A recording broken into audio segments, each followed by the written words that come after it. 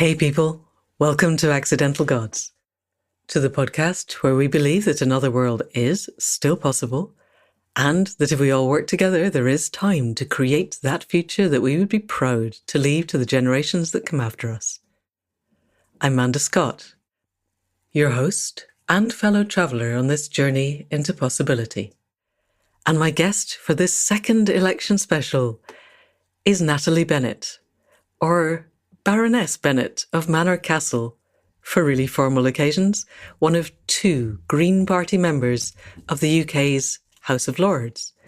She was the leader of the Green Party of England and Wales from 2012 to 2016, when she led the party to the best ever election results with more votes than in any previous general election added together. She is also the author of the book, Change Everything, How We Can Rethink, Repair and Rebuild Society. And we're going to have a full podcast with Natalie later on in the year to discuss the ideas in her book. When we scheduled that, I thought it was going to be ahead of an autumn election. And then life happened. And so Natalie very kindly agreed to take time out of an incredibly hectic schedule to talk to us about what could happen, what we would like to happen, and what we can make happen. So, people of the podcast, please welcome Natalie Bennett of the Green Party. Natalie, welcome to the Accidental Gods podcast. How are you and where are you this exciting election morning? Well, thank you very much for inviting me along. And I'm actually in my office in the House of Lords. That's after I've come from a morning talking to sixth formers with the Learn with the Lords programme, which is continuing despite the fact that Rishi Sunak woke up one morning and decided to call it election and sort of threw everyone associated with politics' lives into chaos. I want to know more about that programme, but just before we get there, so I'm really glad that it was as shock to you as it was to us. Have you got any personal idea or insight or little whispers on the grapevine of why he woke up one morning and decided to stand in the rain and call an election? I think the evidence is a couple of things. One, that various economic statistics came out that indicated that things were not going to get better, interest rates were not going to go down in the autumn, so things were not going to look better for the Tories. And the urgency was also due to some constitutional winkles. He had to call it then, or otherwise it would have been after some of the private schools were already on holidays. And we couldn't have that now, could we, with a Tory Prime Minister? So it was those two factors, I think, that came together. Right. Oh, good. It's good to know their priorities. I'm kind of glad it's not December, because when Boris calls it in December, you know that he has never been out canvassing in the rain in his life. I wore out 2 sets of wellies canvassing at the last general election because it was so dark and so wet and so grim on the doorsteps. Even if everybody had been going to vote the way I wanted them to vote, which none of them were in the West Midlands where I live, it was just damp and cold and horrible. So at least it's a summer election. We all get to go and tramp the streets in relatively dry sunshine. Yes, I think on a health and safety assessment, it's a good thing. I fought a November by-election in Camden once on the Camden Council. Oh. And I did slip over just backwards, totally flipped onto my back, onto ice on someone's icy path. Luckily, I had a sack full of leaflets on my back, so I just landed like a turtle. Cushion the fall. It didn't do myself any harm at all, but still not a good idea. Still horrible. Okay, so the election is what it is, and we're a couple of weeks in. We've basically got 4 weeks from the time of recording, a little bit less by the time this goes out. All of the polls currently are giving Keir Starmer's pseudo-Tories an extraordinary level of... They're going to have the biggest majority that Labour has ever seen. It seems to me, talking to people, that I haven't met a single human being who thinks Labour are actually any good. They just really don't want the Tories back, which is going to make life interesting, I would think. So what I'd like is, where do you see this going at the moment and how could we influence it?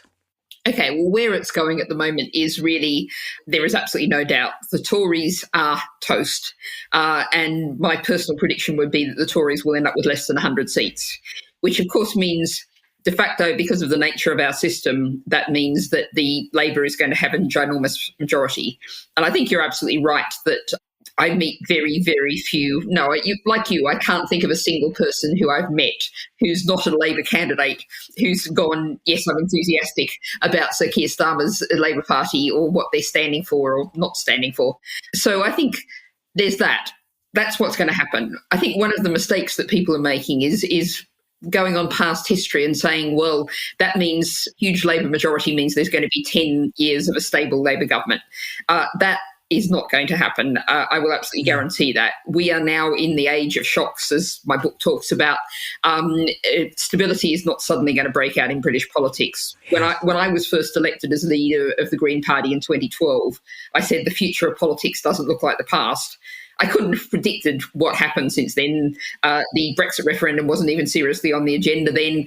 The idea that the Tories would have 3 prime ministers in a couple of months would have just sounded off the wall.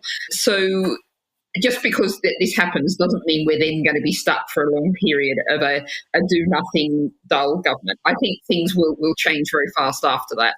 And one of the things I say, and perhaps I would say that, wouldn't I? But the more people who vote Green on the 4th of July in this election, that's one of the things that you can do is because Labor is going to have that large majority, but the more votes the Green get, that means our next generation of Green MPs in Parliament get more short money, they get more media attention, but it also helps set us up for the next election.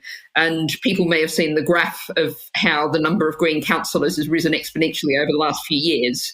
We're looking to do the same thing in terms of members of Parliament. So you're building the foundations of a green future by voting Green on the 4th of July. Okay, thank you. And yes, you would say that, wouldn't you? But then I will be voting, well, let's see, actually, but likely. I will have a question on that. But before we get to that, tell us what short money is and why it matters. Sure. Short money is actually allocated to the work of parliamentarians from parties in Parliament. And so it's been, over the past few years, it's paid for staff for Caroline and some support for us in the House of Lords as well. So this means that you can do parliamentary work. So the more staff you have, obviously, the more capacity you have in the office, the more you're able to question the government, table amendments, propose private members' bills, all those kind of things, interrelate with NGOs and charities and hear their words and bring them to the MP. So obviously the staff of an MP are really important. More short money, so every vote gives us more short money that will help support the work of the Greens in Parliament. Okay, so it's proportional to the actual number of votes count. It's a form of proportionality, which otherwise just doesn't exist in the existing system. Exactly right. It's not much, but it's something. Okay, alrighty. Last time we did an election special a couple of weeks ago, we spoke to Neil Lawson of Compass, who has set up a tactical voting website where you can find a constituency. So in this particular case, our adjacent constituency, Ellie Chown is the Green Party candidate, and it looks like she has a reasonable chance of deposing a sitting Tory who honestly, the Tories in North Herefordshire up until now, you could have put a corpse there with a blue rosette on and it would still have won because everybody's reflex was to vote Tory. And Ellie looks like she stands a really good chance. We're in South Shropshire, where aeons ago there was one Parliament with a Lib Dem MP, and then the sitting Tory turned up and has got over 50% of the vote ever since, but he's standing down. They've parachuted in somebody that, as far as I can tell, everybody hates. And so there will be the reflex people who will still vote Tory, but it looks, Labour is claiming they stand a good chance. But one of the other not Tory parties stands a reasonable chance, but it doesn't look like the Greens. They're currently polling about 3%. So my feeling was do a vote swap with somebody who wants to vote, say, Lib Dem, and I can't vote Labour. There are no circumstances under which I can put my cross in a Keir Starmer box. But I could vote Lib Dem, which then might get over the line here, and they could vote Green in our adjacent constituency and might get Ellie over the line. It seems to me that that's a very targeted thing, and I'm not aware of that happening before. Is it something that's worthwhile, or would you rather we just all put our votes in a green box and it makes it 3% plus a little bit? Well, this has happened before. I mean, it was happening in 2015, and I think it was certainly at least vestigial. The internet wasn't at the same level, but in 2010. And the problem with the whole argument about tactical voting is that people have been trying to do this and talking about this for a very long time. And it is used, particularly by the Labour Party, to say, oh, well, you've got to vote tactically, you've got to vote Labour to keep the Tories out, even in places where that is astonishingly, utterly untrue. 2015, I stood against Sir Keir Starmer in Holborn and St Pancras, and I had people on the street telling me, well, sorry, I really wanted to vote for you, but I had to vote for Sir Keir to keep the Tories out in a hopelessly, totally Tories safe seat. Absolutely nowhere. So I think the problem is running this line of tactical voting. It really confuses people.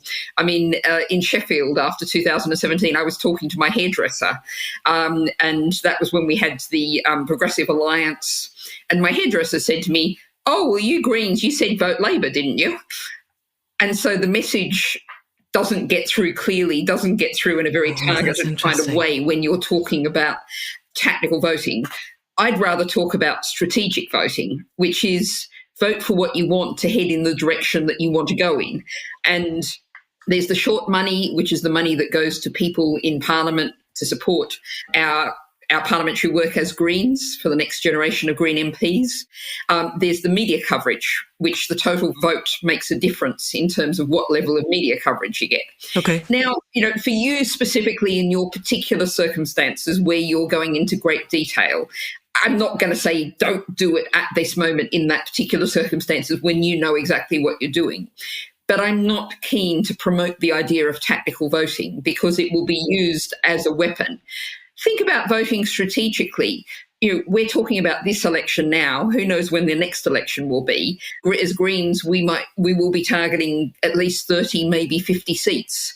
We need to find where those seats are. We need to build the vote up. Right. We've got council elections coming next year. So all the things that you do to express your desire to have Green representatives, it has all kinds of impacts beyond the simple who wins the seat this time. Right.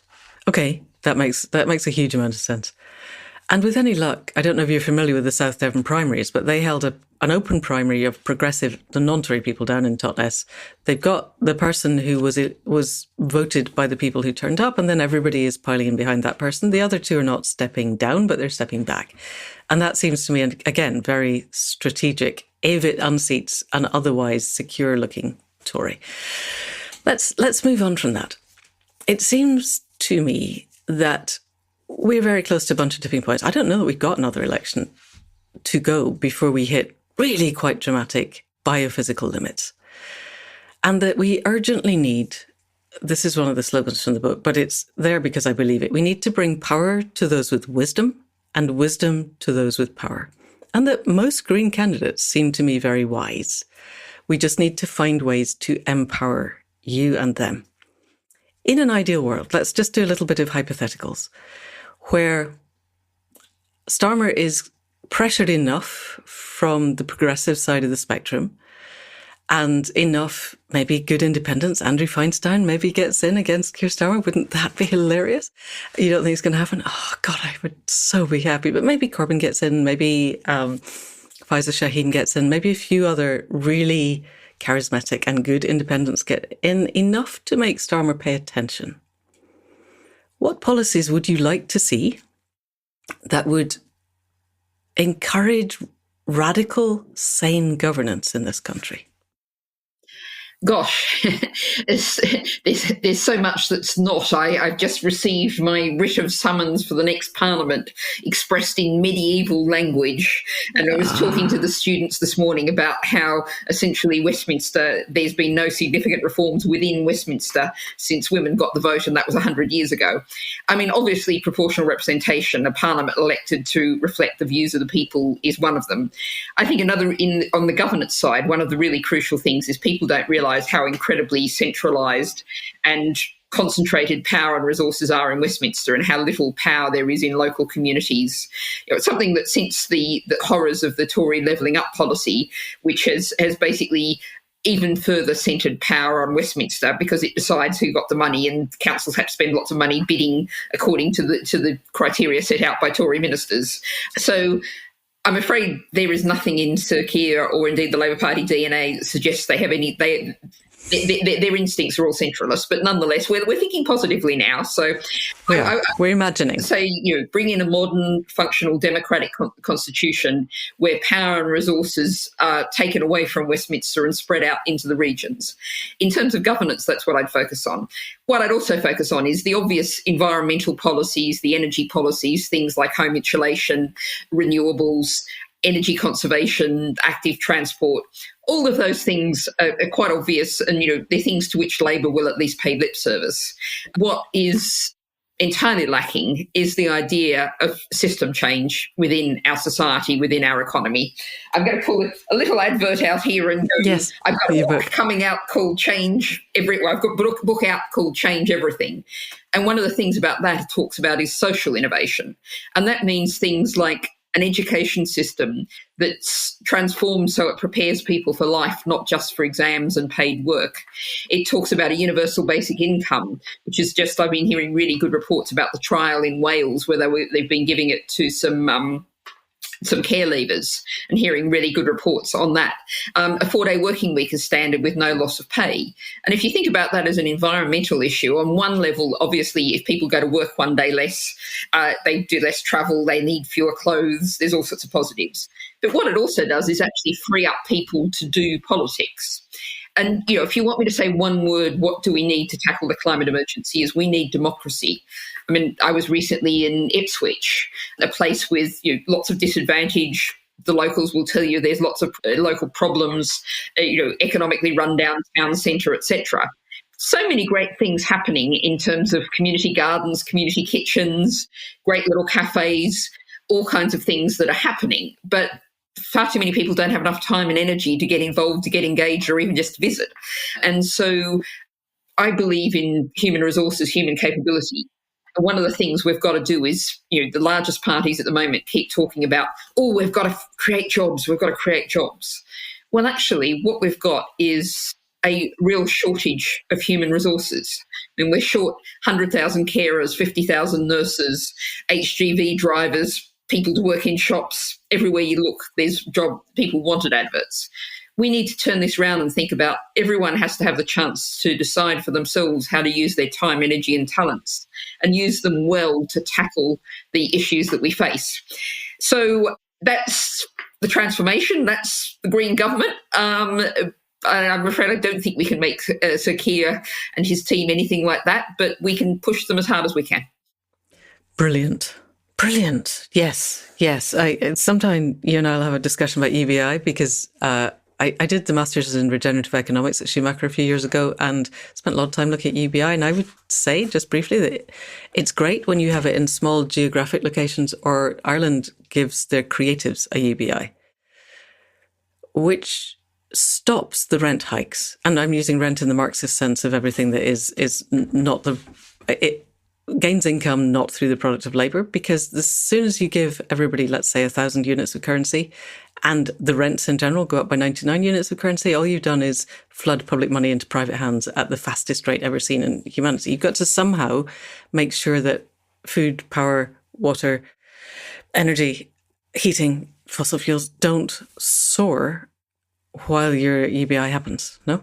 I'm afraid, well, this is probably not the time to have this full debate, but that doesn't add up, because actually what you're doing with the UBI and the kind of model that will be in the Green Party manifesto is that I haven't seen the figure for this year yet, but in the last time we ran it in the manifesto, it's basically people who earn more than about £24,000 a year were not ending up any financially better off. So it's a case that people who earn enough money to live on decently, you take it back in tax. So the only people whose income it's it lifts most people who have zero income now, and then it lifts on a sliding scale up to somewhere around. I mean, it's probably a little bit higher than that now, but somewhere around a reasonable level. People do not actually have any more income. What they have is the security of knowing that you're never going to be left not being able to put food on the table, keep a roof over your head, not going to be left with nothing, as so many people are now.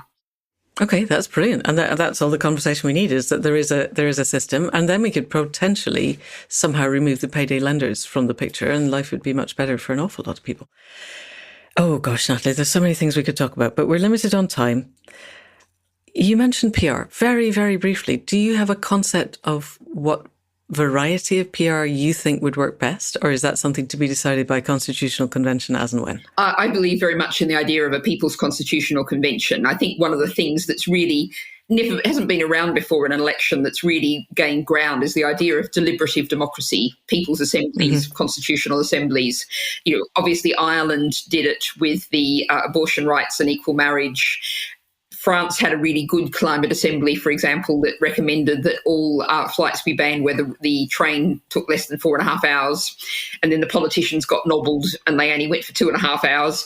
But nonetheless, that kind of approach is very much there in the forefront. And we need to be pushing that.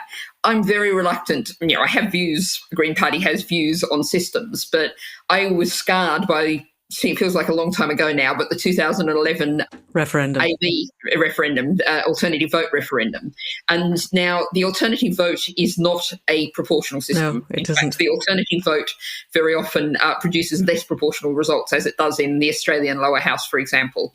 And I stood on a lot of doorsteps weaving from side to side uncomfortably going, well, AV is not very good, but it's a little bit better than PR and then first past the post, and it's not PR, but, you should vote for it. Yeah, no, it was horrible, wasn't it? It felt a bit having exactly those same conversations that we were nobbled before we started. The whole system, it was designed not to get passed. But what the other side was saying was, it's all complicated and difficult and your poor heads, you'll never understand this. Whereas, so what we need to do, that was one of their main lines of argument. So one of the things we need to do is say that proportional representation is really simple for you as a voter. You don't have to, as we were just talking about, the possibility of vote swaps, etc. You don't have to calculate how everyone else in your constituency is going to vote. No, you just vote for who you want. And you get them. It's grand. Yes. And the thing is, Wales and Scotland, they already have PR for their various assemblies and governments. It's not. Yeah, it works. And I don't really like party list systems because I don't like party apparatchiks, but it's not rocket science and nobody's fallen over not understanding it yet. So I can't see how many. Final question, although there are so many more. I would abolish the House of Lords and replace it by a rolling citizens' assembly. I would definitely abolish the House of Lords. I told the Yorkshire Post when I came into the House that I was aiming to abolish my own job as soon as possible. And indeed, the first thing that I did after my maiden speech was I trotted up to the Bill office holding my House of Lords elections and other reforms bill, which I actually inherited from Jenny Jones. I can't personally take any credit for it. Well, I would say we should have an elected House of Lords. What I'd like to see is what you might call a third chamber, which is for big constitutional, big social issues, to form a People's Assembly to debate the really big issues. Okay. Because the reasons why I don't think necessarily sortition and random selection for the House of Lords, we do things like debate a statutory instrument controlling the regulation of breweries. Okay. Or the management of herbicide use on certain crops or something. Okay.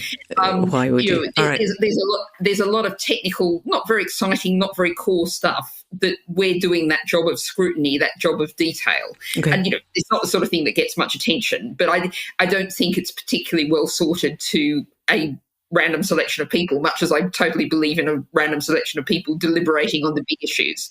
So if you think about, Brexit would have been the obvious one. How about you have a People's Assembly to talk about Brexit rather than just having a yes or no referendum? Right. So I believe in the model. I just think you probably need to fit it in a slightly different way. Okay. If you can do it in a minute and a half, can you explain to me why an elected House of Lords would not end up with something similar to the Senate in the US, where basically the headbangers are dominating to the point where the average person's input to anything to do with democracy is zero? America has the best democracy money can buy. We are not far off having that. And I would have thought that an elected House of Lords would simply channel huge amounts of money into making sure that the system got the people elected that it wanted. How would we stop that? Well, you've just hit on something to which I have an extremely simple solution, to which I actually put down an amendment in the elections bill, which is to say that nobody should be able to donate to any political party or individual candidate or whatever more than £1,000 in a year. Yep. Getting the big money out of politics is not actually difficult or complicated.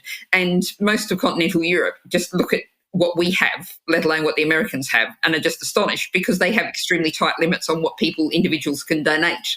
Right. So the big money is very easy to solve. It's not a technical problem at all. Right. And in terms of not ending up with big beasts who hang around forever, well, the bill, the private members bill that I put forward that was Jenny Jones originally, that said that people could be elected to the House of Lords for one 10-year term. So you had elections every 5 years and you turned them over 50-50.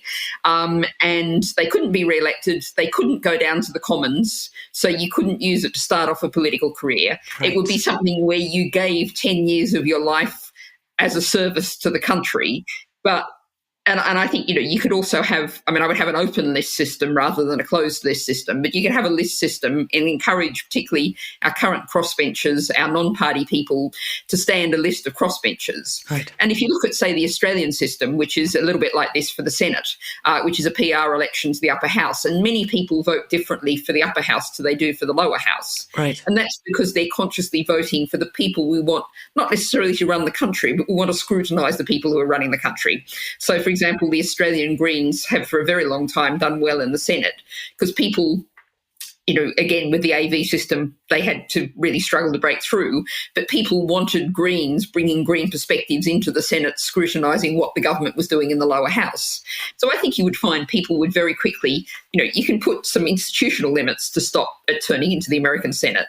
Right. But you can also, people would actually also choose to vote. And, if, let's say, child poverty becomes a big thing, maybe they'd really vote strongly for people who are focused on child poverty. And that kind of thing enables people to have that kind of check. It actually gives people more control. Brilliant. Oh, I have so many more things I want to ask you. Okay, one last one, very briefly. It seems to me that we have a slavish media that has been acting as stenographers for the Tories and in the last 2 weeks has become stenographers for Labour. Have you got democratic ideas of how we could revolutionise our media system so that it's not controlling the narrative? Two things. First of all, I was speaking in the House when we were debating the media bill. We have an incredibly oligarchic concentration of the ownership of media. And so breaking up media ownership, preventing that being the case is one thing. But on the other side of this, actually, technology is helping us here, and the way the world is changing. If you find a person under 30 who says they read a newspaper, that's a very unusual person. So people are getting their media from all kinds of different places, and there's a lot of negative focus on social media, but there's also a lot of innovative, exciting new things coming up in fairly traditional type media, say like Tortoise Media, for example, that does quite serious, deep reporting and serious consideration. There's the Mill Media, which is now in 4 northern cities, and I just see is now actually advancing into, 3 northern cities and Birmingham, and is now advancing into London. Good local media funded entirely by people basically paying a $5 a month and doing good, deep, serious journalism. So there is actually different models of media around developing, but also social media. My favourite example of this is, people may recall the Sheffield tree controversy when the Labour Council was cutting down a huge number of street trees through private contractors. It was a whole privatisation scandal.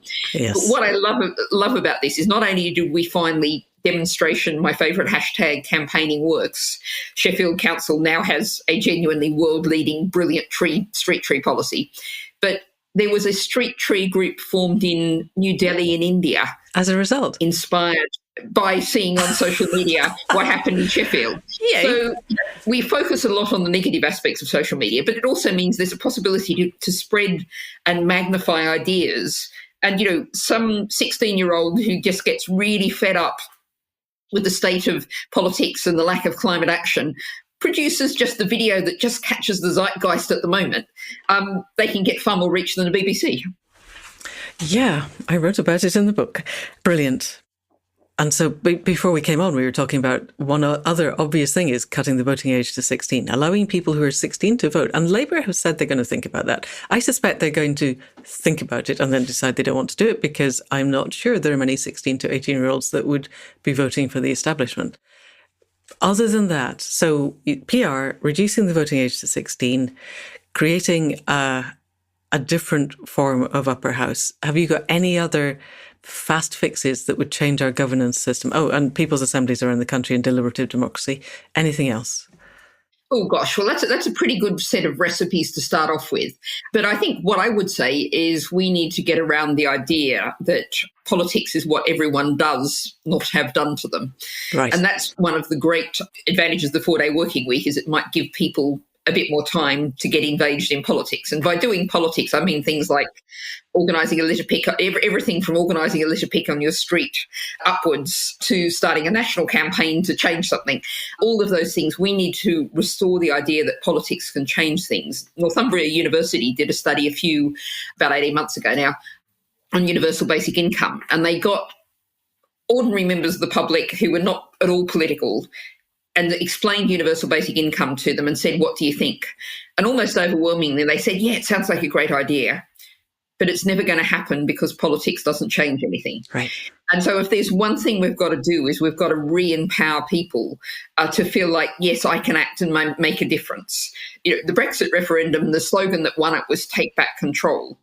And I wrote a piece even before the vote happened saying people were absolutely right to want to take back control, and they weren't in control of their own lives and their own communities. Yeah. The problem was it wasn't Brussels that was the problem, it was Westminster. But giving people the sense that politics can change things, that's the key thing we have to do. Right. Yes, I was on Talk Radio the other day for the book, and I was expanding pretty much what you said, actually. I hadn't realised how closely my political ideas aligned with Green Party, but I am aware now. And the interviewer went, yeah, but that's not practical, is it?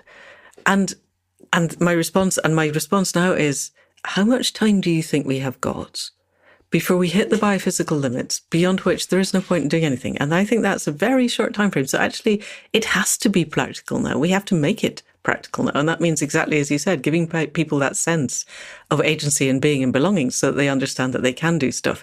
I spoke to a lady in a bookshop yesterday. She ran the bookshop, and she, let's say, was pretty adamant that nothing could change. Nothing was ever going to change, and actually nothing needed to change. And I called in our local tiny independent supermarket on the way home, and the lass on the till looked to be in her 20s. And I said, if there was a party that was actually really going to address climate change, or at least even acknowledge that it was a problem and begin to address it, would you be interested?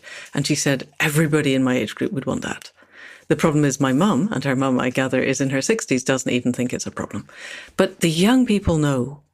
And so all they need to know is that there is an option and that it can work. And this idea that we've been sold that there is no alternative is not true. So you're there and you're telling us that. We have to stop. Is there anything else that you would like to say to people listening other than go out and vote Green and hear, because of all the reasons that we've just talked about? Well, I would say go out and vote Green because we need real hope and real change. And the idea that things can't change is a product of the last 20 or 30 years. We've had the last real change in British politics was the election of Margaret Thatcher. Blair was the child of Thatcher. Cameron was the child of Blair. But there was 40, that's about 40 years. The current system has clearly broken down and it's failed. And I'll finish with a thought experiment. Imagine we'd created a wonderful society in which everyone who wanted it had a secure, well-paying job. Everyone had a secure home of an appropriate size that was nice and comfortable and well fitted out. We had great levels of physical and mental health. I don't think we talk enough about the problems of health in our society.